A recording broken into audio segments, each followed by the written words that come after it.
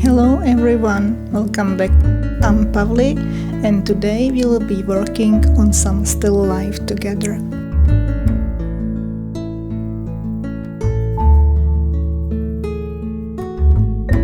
For my reference, I used unsplash.com and I'm using the reference rather loosely, or I'm not trying to be really exact with the shape and with the colors either.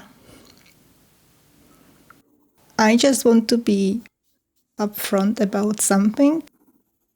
I am not chasing perfect realism here. What I'm after, in the very best case, is to work on developing my own style. In color pencil, I love layering and using various colors, especially those colors that are not exactly right there in your face at the first sight. I started drawing about a year ago and I immediately jumped into the realism and mostly pet portraits and possibly some florals, which I love. It's much fun, but I would also love to explore developing my own style a bit more. So if you're interested in this process, because this is first part of many, come along with me and have a look how it's developing, how it's going. This piece I'm using two pencil sets. The first one is Faber-Castell Polychromos 120 set, and I'm using pencils from this set to sketch, and then as for the deeper colors, those are from there.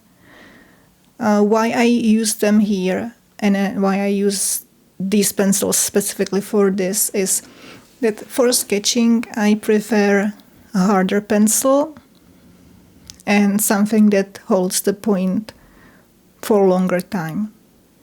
And the set is quite dark, not that there's not light colors, especially now that they came up with those new 21s that are from most of the part light and pastel. But the original set of 120 is quite dark, and also the characteristics of the Polychromos is that they just go darker as you layer them. And this was really great for me when I wanted to achieve some depth in the picture, and also for sketching and then for the outline. The second set I'm using is Holbein Artist color pencils, set of 150, which is the full set, and I'm mostly using some pastel tones from these. I got this set quite recently for my birthday. That was this month actually. And I wished for it for quite a long time. Before I already had a smaller set of 36 pencils, so I was already familiar with how the pencils work and if I like them or not. And I do like them, so this was definitely something on my list. And I used pencils from this set because the pastel set or the pastel part of these is really nice, and I think that's what will work nicely when I want to layer and create combinations and develop the color slowly. A few things I want to lean into more as I'm trying to find my own style maybe is making layers and creating new colors with layering. I love this the most about the color pencils because like this the combinations are endless and it kinda leaves you every time with a different result, maybe not even expected one, which yeah, I find really intriguing, and I love this about color pencils. What I lately enjoy is to especially layer some azure and aquatones with purples and violets. This is a combination I wouldn't first think about even, but as I tried, I love it so much. So it's also something we'll be doing here.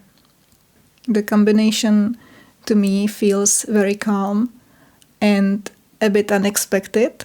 As I said, I wouldn't necessarily go for it like my first choice, but yeah, as I said, color pencils can always surprise you.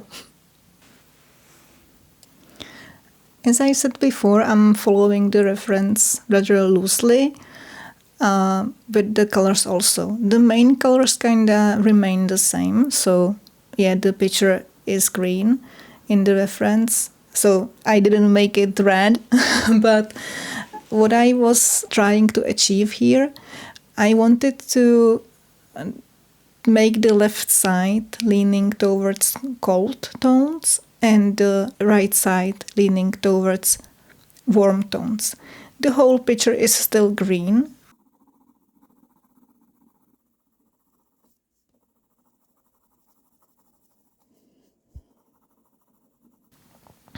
Also, I erased a bit of the pigment with eraser to reintroduce the reflection on the picture. I like this idea of the left side being cold and the right side being warmer, and I was wondering whether I would be able to achieve it. So the way I did it, I focused with blues and teals on the left side and lighter greens with yellow and salmon pinks on the right side. And now on the left side that's meant to be cold, I'm using some muted light pinkish purple to cool the side down. When adding the light purple to the green and teals, it does make it colder and a bit unexpected. I don't really know how to describe it, to be honest. I just know I like it. That's what I'm definitely going for here. Through the process, I'm working in layers, and my goal isn't really to do the initial layer to be the final color. So the color is developing as I go with the layers.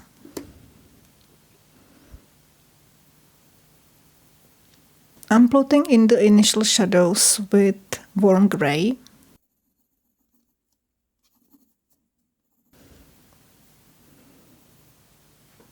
And based on how it feels, I just add more of what I feel it needs. I was thinking I would like it to be a bit more translucent than in the reference. And yeah, I'm not really sure if I managed to achieve that. I'm calming myself down with the fact that, yeah, this is a process, so just don't want it to be done in one go, and it's okay if it doesn't happen. It's okay if it's a failure. I mean, it's trying, and also, yeah, I probably am encountering quite a few failures on my way to the personal style.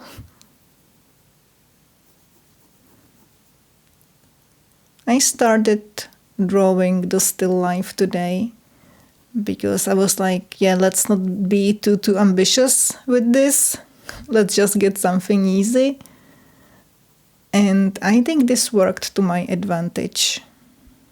I love this color over the left part. it definitely makes me much happy. The combination of teal and purple, it's warming my heart.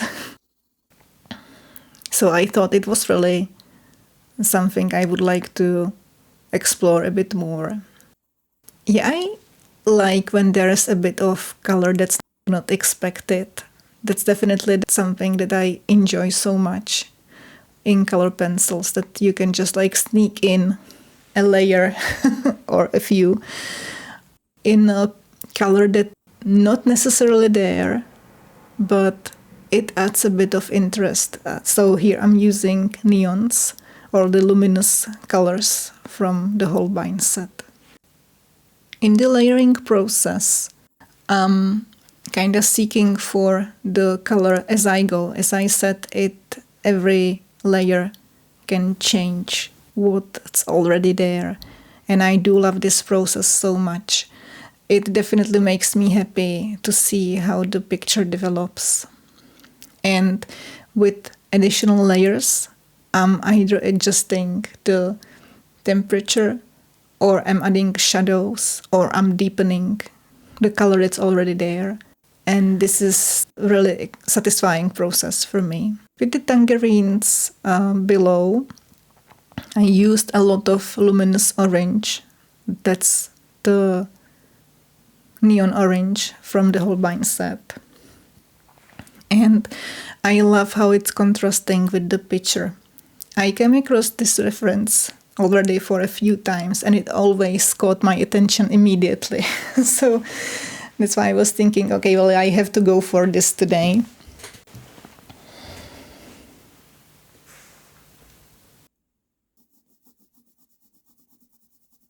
I decided to go for this color for the outline. It's magenta from Polychromos set.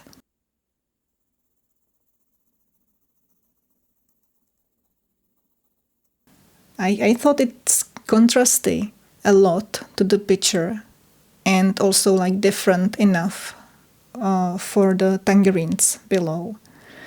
And I found the contrast of this color added more interest to the whole piece. So I'm adding a bit of shadows in this color, and I'm making the outline also with this color. I'm thinking that probably the layering process will be, or would be, the part where my possible personal style will happen, because this is really something I do enjoy, and I love the work with the color. When I'm painting in acrylics, I also work with color a lot. So this is definitely something that I get drawn to. I decided to do the shadow also in the magenta, because it seemed to me that introducing another color would be a bit too much. It would be overwhelming already. With the tangerines, it was a great opportunity to use the luminous orange. So I was really excited about it. But then when I got to them, I actually realized that as they are already orange, the luminous shade, the neon orange, doesn't really stand out that much. That's what I was a bit surprised with, because I was like, yay! Finally, something where I can go ham with this. And yeah, it didn't really happen.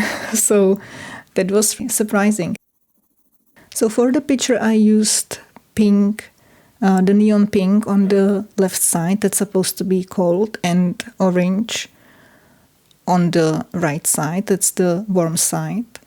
And it did add, in my opinion, like a nice point of interest, a bit of something unexpected. But with the tangerines, as they already were orange, I just really didn't see it there, to be honest. When I take in consideration this is such a punchy color, it didn't exactly stand out. So I guess I do need more colors around it that are different enough so it can stand out.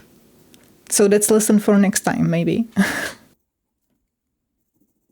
For the outline, I realized that I need to have the pencil really sharp, which it wasn't really the case for the coloring part, and for layering, I can do that with quite blunt pencil and I don't really mind at some points, but like this really needed to be sharp. So I sharpened, and the Polychromos are really great for this because you can sharpen them a lot and they also hold the point really nicely. I'm deepening the shadows a bit more, and the piece is almost getting done. Well, this is definitely not something hyper-realistic, but that is also not something I went for, so that's okay with me. What I care about the most at this point is to be working on my personal style. From what I realized here on this specific picture, I definitely do like to use the colors. And I also like to use a lot of them. I'm not sure whether it's because of in the pet portraiture that I also do. The color palette is mostly gray, brown, white, and black. And so maybe that's why I'm kind of starved for colors. Or if it's really something more genuine that I do lean into this. I feel like I do lean into this, but I can't tell exactly yet. Yeah, so this was a bit of a chaos, I guess, especially as I'm not exactly sure what I'm doing. I'm trying and testing. And also, well, sorry for this weird angle. I have my new space here. And yeah, the camera isn't working yet, so I'm using... I don't even want to know what my setup looks like now. But I didn't want to skip a week. But yeah, probably it won't be 2 videos this week. It will just be 1. And I will be back to my usual schedule, hopefully ASAP. So thank you for watching. I hope you have a lovely day, and I'll see you next time. Bye!